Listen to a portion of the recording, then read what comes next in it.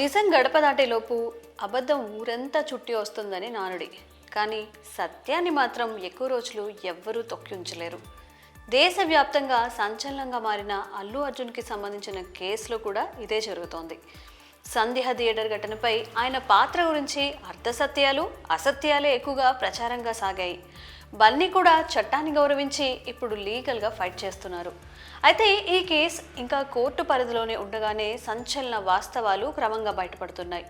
ఒక్కొక్కరుగా గొంతు విప్పే పరిస్థితి వస్తుంది. అందులో టాలీవుడ్ ప్రముఖుల నుంచి బాలీవుడ్ సెలబ్రిటీల వరకు స్వరం పెంచుతున్నారు.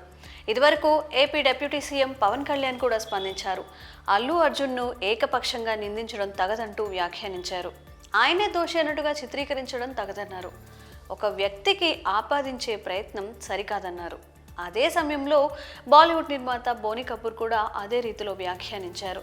సినిమా అంటే హీరోకే సంబంధం అన్నట్టుగా ప్రత్యక్ష ప్రమేయం లేని ఘటనలో అల్లు అర్జున్ని వేధించారన్నట్టుగా మాట్లాడారు.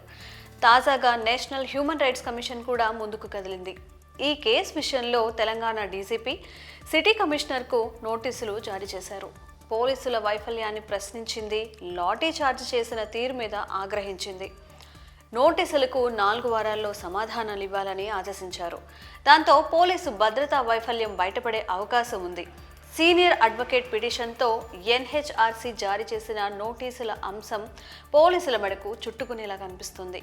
అయితే ఇప్పటి వరకు అల్లు అర్జున్ను బద్నాం చేస్తూ సాగించిన ప్రచారానికి ఈ తాజాగా పరిణామాలు ఫుల్ స్టాప్ పెడుతున్నాయి. అసలు వాస్తవాలు వెలుగులోకి వస్తున్నాయి. కానీ అదే సమయంలో ఇంటర్నేషనల్గా ఎంటర్టైన్మెంట్ క్యాపిటల్గా ఎదిగే ప్రయత్నంలో ఉన్న హైదరాబాద్ ఇమేజ్కి ఇవన్నీ చేటు తెస్తాయనే వాదన కూడా బలపడుతోంది.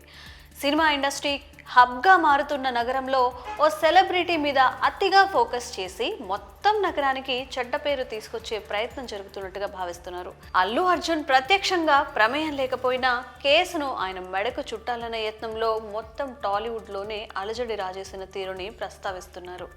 ఇలాంటి చర్యలు శ్రేయస్కరం కాదని, ప్రస్తుత పరిణామాలు తేటతెల్లం చేస్తున్న తరుణంలో యంత్రాంగం తీరు మార్చుకోవాల్సిన అవసరాన్ని చాటుతోంది. మరి ఈ విషయంలో మీ అభిప్రాయాన్ని కామెంట్స్ రూపంలో తెలియజేయండి.